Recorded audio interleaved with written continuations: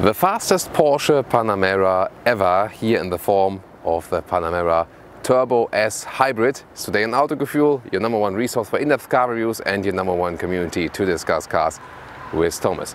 We're going to take a detailed look on the exterior here in this chalk color. It's also really called chalk, the sporty interior and the driving performance on the racetrack for you here today, giving you the maximum performance with 680 horsepower, and also talk about the hybrid technology. Let's go with Autogefühl in full HD, full screen and full length. Let's go.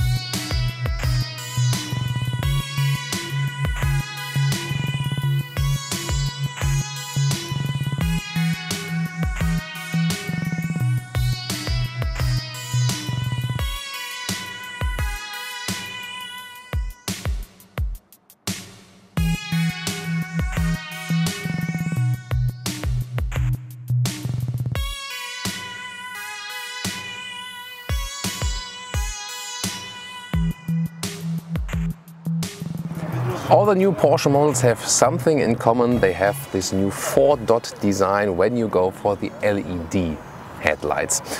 The Panamera especially is characterized by those two design lines right there, making the hood appear a little bit stronger, and the turbo models, they have bigger air intakes in the lower part. From the front you could not really distinguish this one here, the new Turbo S hybrid model, from the normal turbo. You can also check the other turbo review, funnily in the very same color. We had it just a couple of months ago, and then you compare it later. I can tell you, if we continue on our tour with the car, there will be some differences here also for the hybrid. 5 meters 05 or 16'6" is the total length, and the hybrid, no matter if you go for the V6 or here the V8 hybrid, has this acid green scheme with the E-hybrid badge right there, and also with the brake calipers. You can see it. We can argue if it's rather yellow or green. It is called acid green, and I mean, let's just leave it by that. Interesting features here too is a contrast at the door handles, for example, with the chalk white color and the black on the inside. And the Turbo S Hybrid is only available as a sedan. There's also now the Sport Turismo, the Estate. You can check that one out in a separate review. We will link that down in the video description. The sedan is characterized, or well, it's also kind of a fastback because it's not a separate trunk sedan, but a floating line right through there. And in the new generation, they've also made it a little bit lower, that it looks even sportier, again, then also with huge shoulders here. And as it's a hybrid, on this side here, you can already open the plug for the cable, for, you know, for the plug-in, actually, as it says. The other side would then be for the fuel. So what do you think about the side profile? Here also with those huge optional 21-inch rims in dark black. Also acid green we'll find here at the rear badge, and I think it is really amazing that the top of the line model is just and only available as a hybrid, and this also leads the way for the electrification strategy at Porsche. You know, there's also the Porsche Mission E, the fully electric model, the Tesla Model S competitor, which will be, well, probably coming in 2019. A little bit too late, of course, but here with the hybrid, at least a first step. 1, 2, 3, 4 massive exhaust pipes, no fake, here also in the same black color. This is also typical for the turbo. Here in the Turbo S it's not really different, but the sound is also the very same as with the normal V8. You just have more boost from the electric engine. I would say we'll take a look at it in the front.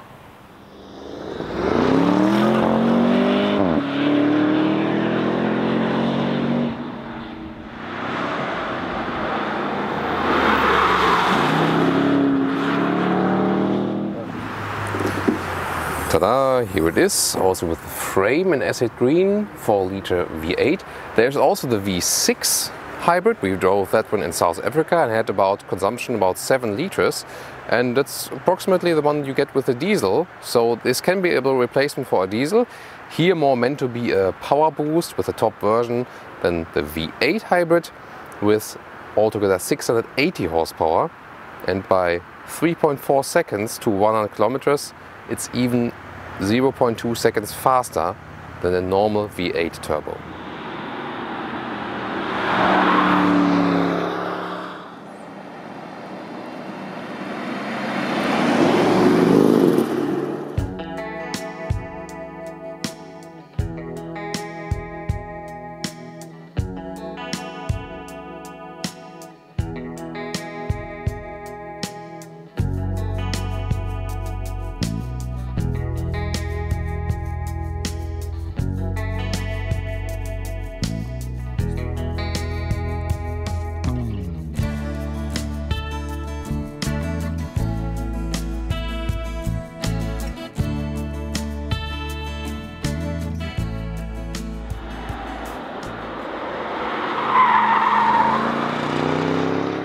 And you know that I love to show you cutaway models, and this one here of the turbo hybrid. And the interesting thing is that everything which is electric you can see either in orange with the cables or in red if it's part of the battery or the electric motor. And that's very well to see here. For example, it's built by ZF, by the way. You see the logo, the electric motor right here, which is in the front there. It's a little bit hidden, but the red part you can see is the electric motor. And then you can see that all the cables, the connections, they go right there. This is also, you know, the where the clutch is for the all-wheel drive, by the way. In the middle then for the all-wheel drive distribution. Then the big battery block here in the rear. And by the way, the recuperation only works here over the rear axle. So the front brakes do not take any part of that. And if you want to recuperate, the rolling would just be sailing. It doesn't recuperate. If you hit the brake, then it is recuperating. But just via the rear axle, and then the energy is getting back to the battery once again. Also if you go in the respective driving mode. And here is also the charger I've shown you earlier. Then it goes here, or ultimately then in the battery again. So you know what's underneath the car then.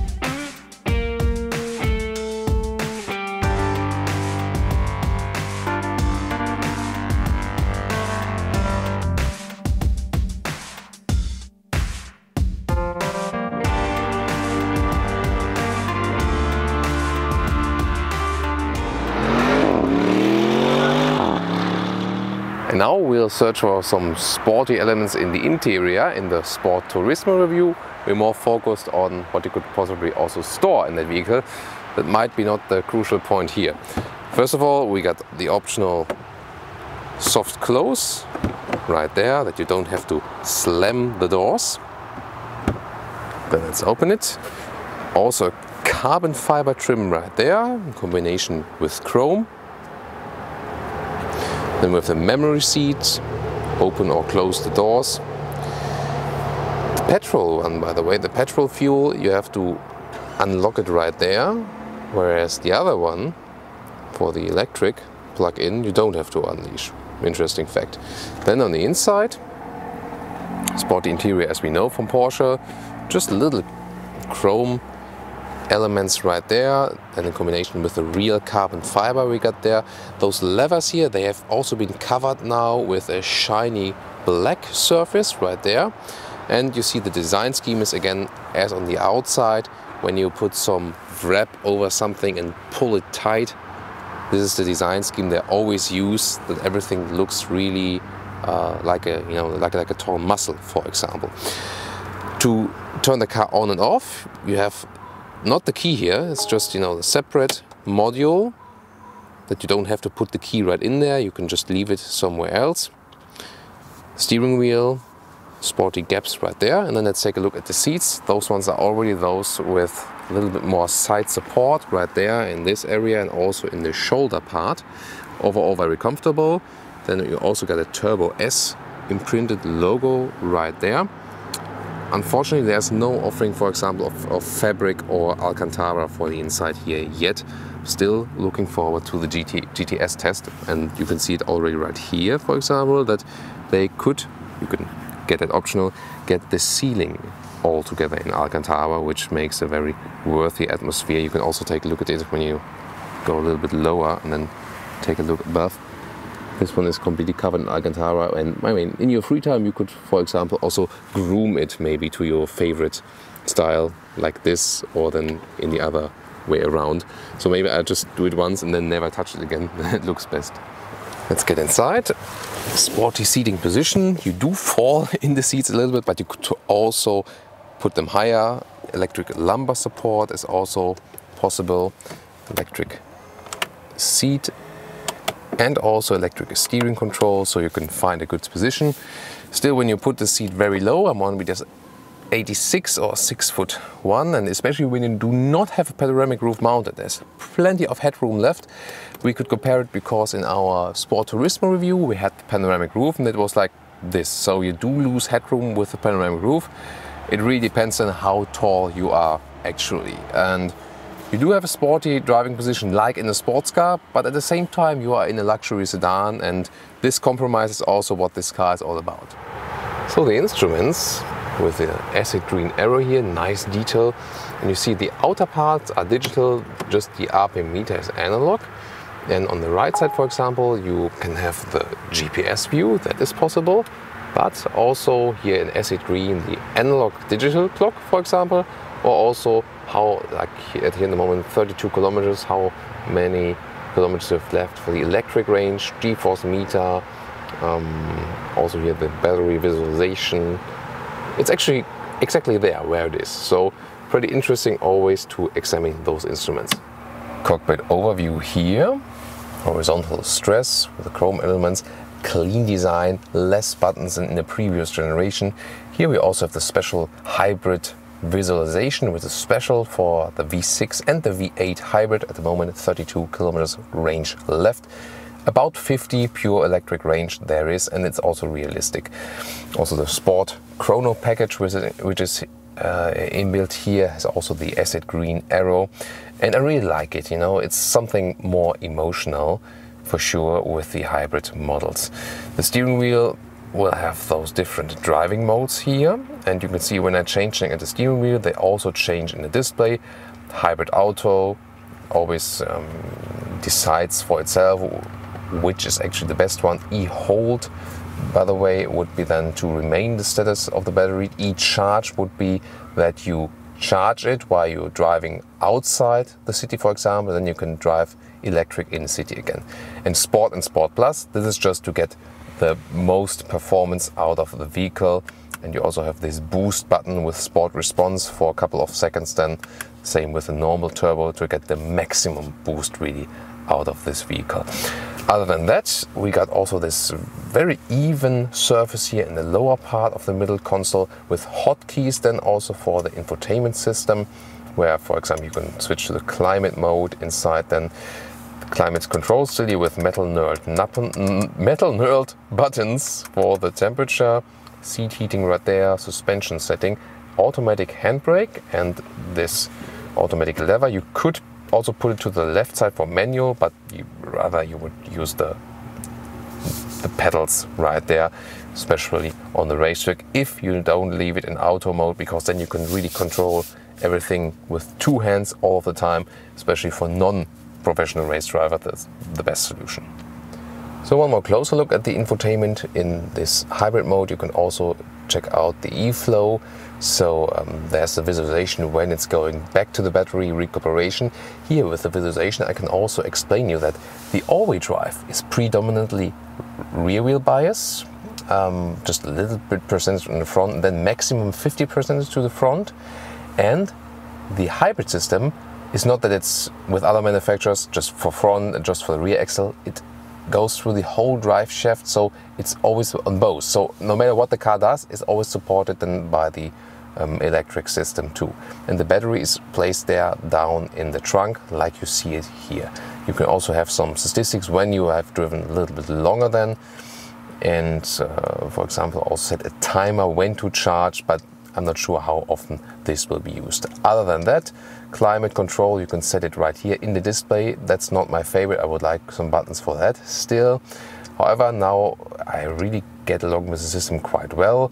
Also, I like the visualizations. For example, here you can put out the spoiler, and it also shows then in the display. Now here, for example, to close it again, it's a very spectacular effect for sure. Phone either connected via Bluetooth right there, or also with Apple CarPlay, Android Auto with a cable connection. And the GPS, we're in BC near Vancouver Island. Here I can show you that. There's Vancouver Island, there's Vancouver. Good visualization, and also we tested the GPS here around a little bit. It does a good job. Middle console here with beverage holders, also to have an even service on demand. Put up the middle console, and then it was interesting, one USB slot here just in the front, but your smartphone, for example, you can put right here in this latch to secure it, and also on the other side, you know, something for the key to put in. You also have the soft close in the rear, so it's also good for chauffeur purposes maybe, but for that it's also the executive version. Here the door doesn't open too wide, so you have to squeeze yourself in. Knee room is available also for taller adults, but again is also a very long car. Headroom, here we profit that we don't have a panoramic roof, still some space left. There again, if you compare our Sport Turismo review, the Estate or the Shooting Brake has an advantage because you can still go for the panoramic roof and still have enough headroom. It is a sports seat here, like here also in the rear, so it might also be an advantage for the racetrack if someone would ever go really on the racetrack with this vehicle, which is possible. And also electric controls, if you like, for those rear seats, that is possible. And also the biggest difference is here, we do not have a middle seat. That one again is possible with a throughout bench with 3 seats in the Sport Turismo. So here in the middle console we have seat heating, for example. Again, all optional, some space. Then in the middle part we have more USB supports, and those ones are, we talked about it in an earlier review, they are so expensive. I think it was 600 or 800 euros for additional USB slots here. 2 to charge, here's another one. And those adaptive beverage holders, they come up a little bit for taller bottles if you like so. And if you press this button here in the front, that is collecting fingerprints. This one here also then is activating the rear sunshade.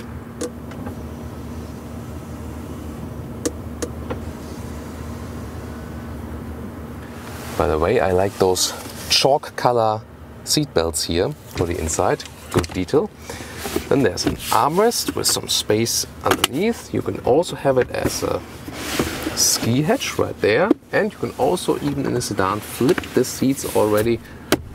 Well, I have to put the seat in the front here a little bit more. That's always the thing, if you have it set up for tall drivers, you cannot really flip it because of those high integrated head restraints. Let's move the seat a little bit forward and then switch to the trunk view. Let's open the electric tailgate, and yeah, I mean, it's rather a fastback because you can already have this open access trunk. But then again, you have a high loading sill right there. You would not have it with the Sport Turismos. Check it out in comparison to in that review. With the hybrids, you do not have any space underneath that because the battery is placed right there. You can already see that at the orange cables. Always when you have some electrifications, this is the sign for high voltage then in the car.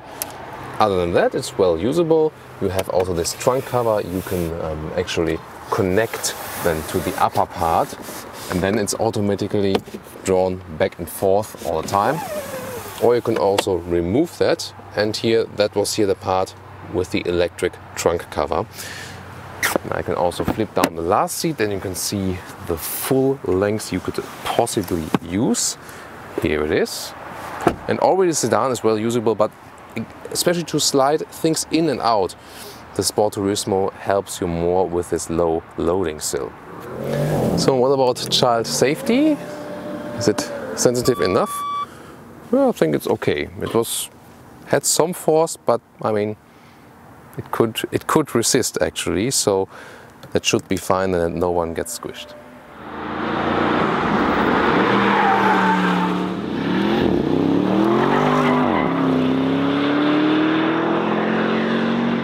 So guys, ready for rumble, time for the racetrack, and yeah, you know, I'm wearing jacket suit because this one here is a sports car in a suit, isn't it? And we're in the Sport Plus mode. Let's see how we can push this very racetrack. We also got an instructor in front of us just to be safe, and of course it's always nice for the camera as well to see another vehicle in front of us driving, which is also a Panamera Turbo S. And we are getting going here, just a first introduction round, and then later on we're going faster and faster and faster. We also see that the vehicle in front of us has the wing outside completely now. Now it's in again. There you can see how it varies depending on the speed. And the suspension is really super comfortable. So it can have something when you have this vehicle here on the racetrack rather than a 911, because the 911 is of course rougher. Just listen to the sound a little bit here in the Sport Plus mode. And I also have this electric boost, then altogether 680 horsepower. Of course, the main thing is here the petrol engine for this very vehicle. You have also seen the launch control, which was amazing really.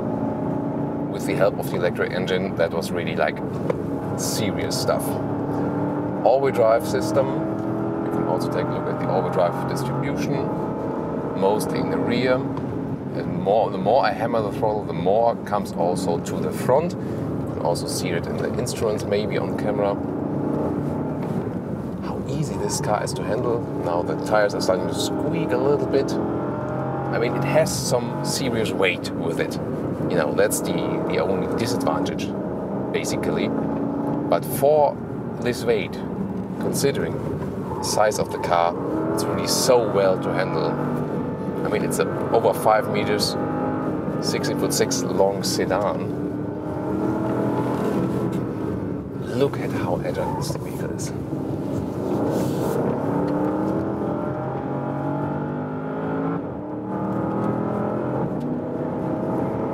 In Sport Plus mode, also the shifting process is hammering more in just a little bit, so you're really feeling the shifting processes.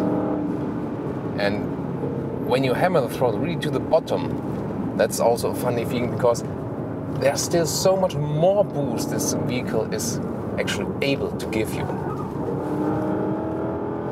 It's also very well balanced. Well, this one is not the one where you can really get the wheel spinning or something like that. So this was some nice introduction. And now you maybe also see and hear that on camera, just a little last notch I'm pressing the throttle, how the car is really coming out even more than there. There we go. Bam. Wow. So at my left knee, that could be a little bit soft at the inside of the door. See here, when I'm going outside, now 150 just on this very short straight. Considering the speed I'm going, also look at how little the car is tilting. The Sport Plus now, of course, reduces the electronic stability control. So I'm able to ease the car more around. But again, even the road is just a little bit wet, which is not having the biggest effect here yet. But there's surely hardly any other vehicle at that size. Look at that. How explosive it's coming out of the corner.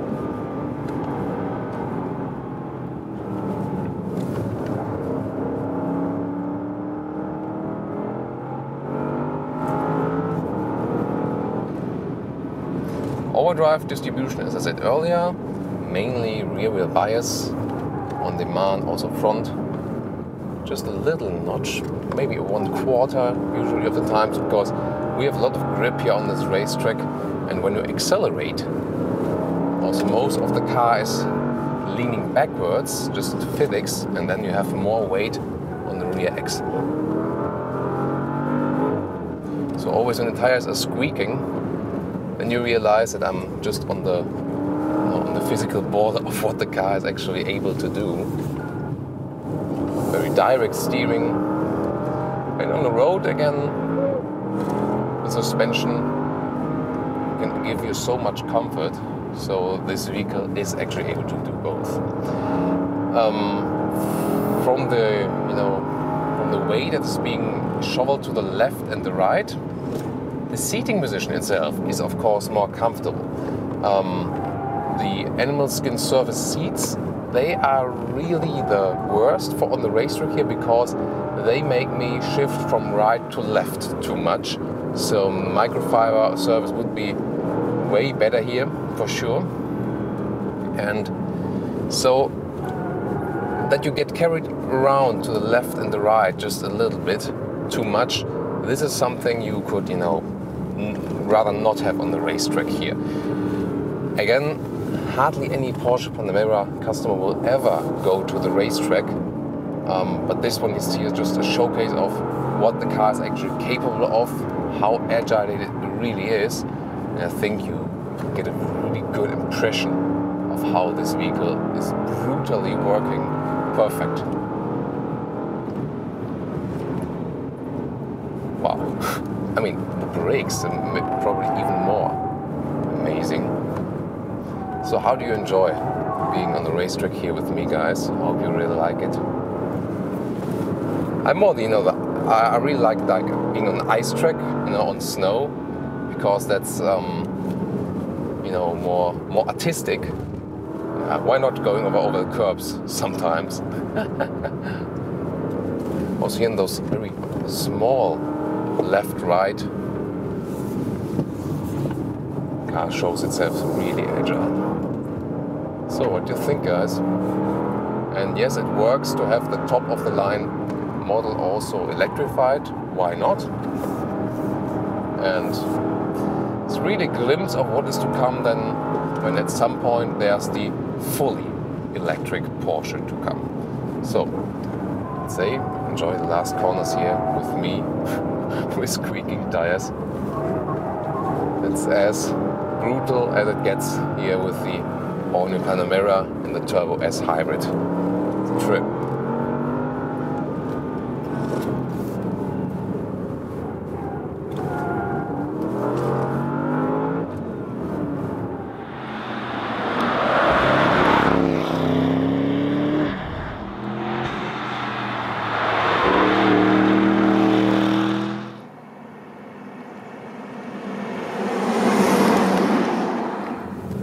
So let's leave the racetrack, because with the Turbo S hybrid we will also experience just normal road driving. And the amazing thing is, ta-da, use the force to open the gate. The amazing thing is, it's a hybrid, so you're starting just in electric mode and it's totally silent. And if you, for example, want to use it for commuting to work and can charge at home or at work, why not? And when you're in this e-power mode, the car also tries to leave it in the e-mode when I'm just gently with the throttle. You see the RPM stays at 0, so I can just accelerate pure electric. There's also the small screen right there, and I can also have the big electrification screen right here. There I can see what's happening at the moment. For example, the E-flow. At the moment it shows me all the power is coming from the battery into the wheels. And I still managed to keep it at 0 RPM for the engine. And we did this test once with a V6, and we could really drive like for about 45 kilometers pure electric. And then the petrol engine set in, but still you could consume a little bit less fuel on long-term run because the car is always then recuperating when you, for example, lift the throttle, when you hit the brake in front of a traffic light or something like that, because then again, if you just lift the throttle, the car like this is just rolling. And that's the most efficient way, because rolling is always more efficient than recuperating if you want to make as much distance as possible. Of course, recuperating or regenerative braking is better than when you, for example, want to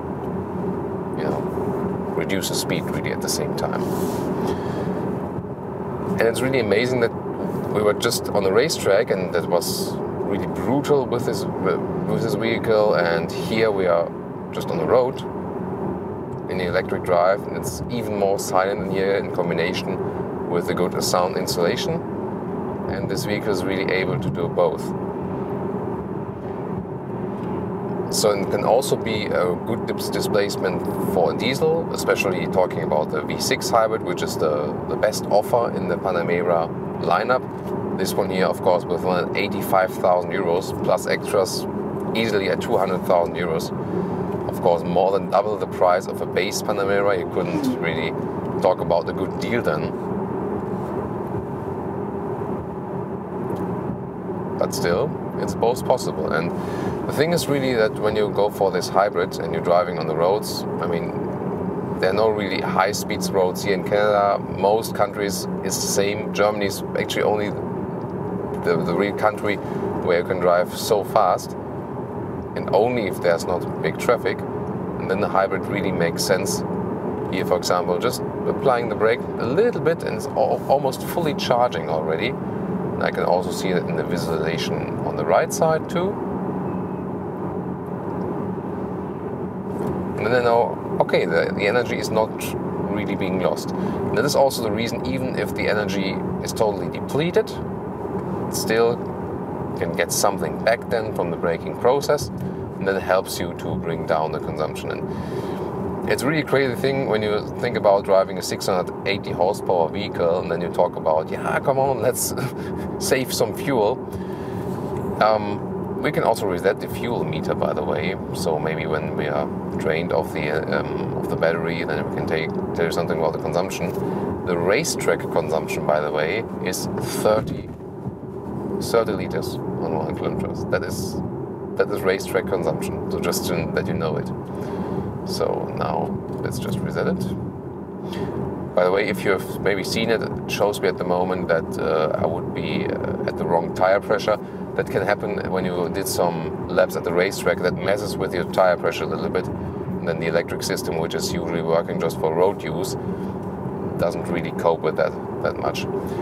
So now, by the way, what was interesting, when I'm approaching an intersection, I didn't change it myself. The GPS changes automatically in the right side of the instruments and then shows me the next intersection.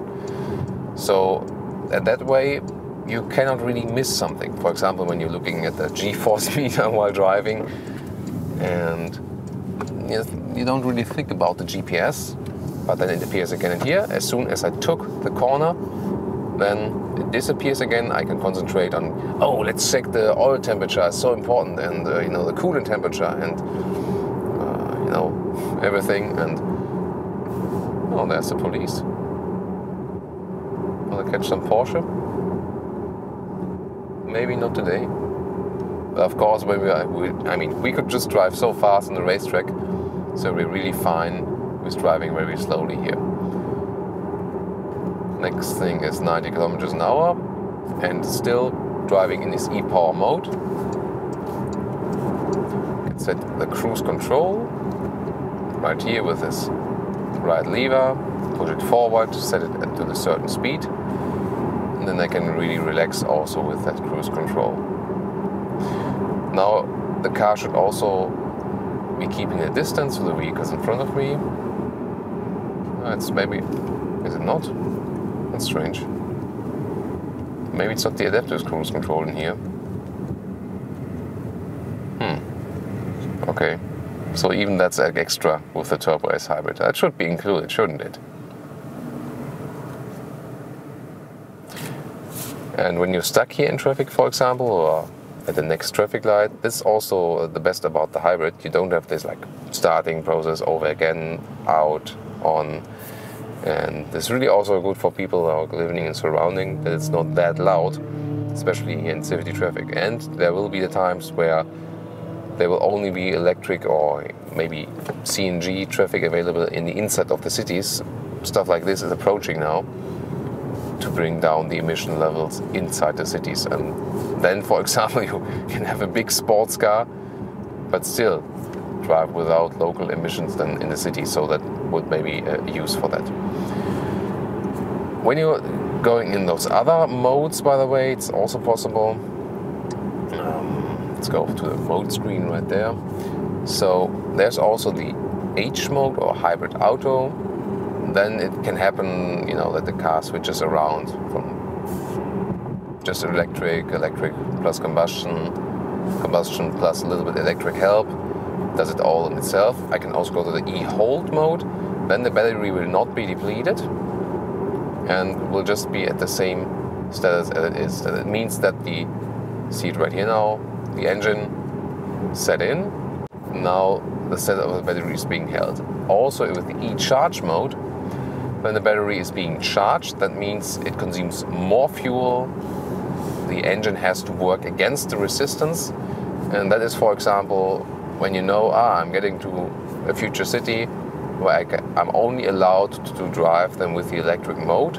I charge it, for example, here now on the countryside road, and then use the battery in the neighborhood, for example. That would be the use of that one. And when I'm in the Sport or Sport Plus mode, then of course the combustion engine is always active and the electric engine is used as a boost. Also, I can press this boost button, then I got the Sport response just for 20 seconds. I'm deactivating it now because it doesn't make any sense. It's not exactly the same when you hammer the throttle really hard. I'm not really sure. It's a little bit of a show-off element, because on the racetrack you rather concentrate, on really steering well and pushing the throttle down to the max. I think you wouldn't really mess with the boost button when you're just inside the track going around there. Oh no, the police. Come on. They don't want to follow us. That's always good to know. But we didn't do anything. So anyway, let's go back to the E mode, because this is really most fun here. One thing that is very interesting, when you hammer the throttle really down to max, some hybrids, they act differently. Some, they really stay in the electric mode when you have picked that one, no matter what. And you can accelerate really hard also when pushing down the throttle. Porsche did another decision here. They said maybe when the customer's really pushing the pedal to the floor, wants to have the maximum acceleration for whatever reason. And so what is happening here is when you really floor the pedal, then you also have the combustion engine activated even in the e-power mode. I rather prefer that you don't just have the electric power when you're in the E mode. That would be my approach to it. But I can also, think about, the other approach. Maybe, for safety reasons, when you want to do some overtaking, you see, oh, it's getting very close, I need more throttle. But then again, the pure electric mode has also so much throttle. Talking about the suspension, although this is here the top of the line sports model, with the air suspension you always have a lot of comfort, especially if you stick to the normal modes. It is a little bit stiffer somewhat than in the normal models, but still, you wouldn't really notice that it would be a sports car because you have the comfort at the same time. The steering wheel is direct as you saw it on the Racetrack and has this typical natural Porsche feeling. It's not too progressive, so if you think about some other Volkswagen AG cars like Sporty Golf or with Audi cars, there the steering wheel is a little bit more progressive. Here with Porsche they try to keep it a little bit more natural racing style, that you have to steer a little bit more. I think also again thinking about what the customers really expect there. And I mean this is really a funny use for the vehicle when you've just been on the racetrack having fun and then you drive, for example, home, or in this case our hotel, then you're just in this electric power mode. And well, we remained the range almost completely so far now, and of course just had some time where we activated the petrol engine. It's at 2.7 liters now at the moment. Of course it will go up when the energy from the battery is depleted. But yet again, with the diesel, with the 4S diesel, we had here about 6 to 7 liters consumption, and with the V6 hybrid we had about 7 liters consumption on a long-term run really. So you can compare the consumption of the diesels and of the hybrid, and the more you drive this one in the hybrid mode, the less will also be the consumption difference between the V6 and the V8. And I mean, you can really say, why not combining it? You will have some situations, even if you have this vehicle like this, you're just standing still, and at the moment we are emitting nothing, and then we're starting again. And we also have, by the way, a good acceleration just in the e-power mode. So everything you can do in traffic will also be available with that, even when you're going on the motorway, for example. And the car feels more silent, even more luxurious when you don't have the engine sound. So it's also a key finding that this is such a powerful vehicle. I mean, you've seen the massive exhaust and the sound it's able to give, but at the same time you're saying, oh, I do enjoy driving this car even silently. And this is again something that might be going in the direction of the pure electric Porsche we are all expecting. This will somewhat be something like this we are experiencing here at the moment in the hybrid mode. So, Racetrack inside with all the agility, then also with the everyday driving capacity, and especially with the electric power mode. The range you see is really realistic. The car wasn't really full and still 30 kilometers of range still. We will remain that, so maybe a whole way to the hotel we can drive electric now. And I think it's a really interesting approach. What do you think?